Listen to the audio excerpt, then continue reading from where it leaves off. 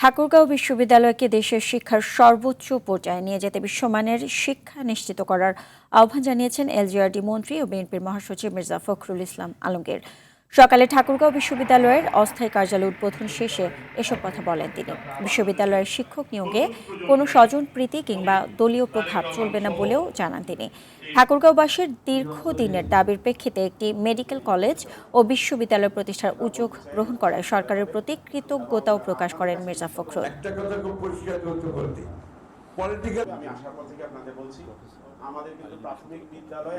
শিক্ষক নিয়োগের ক্ষেত্রে বা অন্যান্য নিয়োগের ক্ষেত্রে কোন রকম আপনার নেপোটিজম, স্বজনপ্রীতি বা অন্য কিছু করার সুযোগ যেন সৃষ্টি না হয়।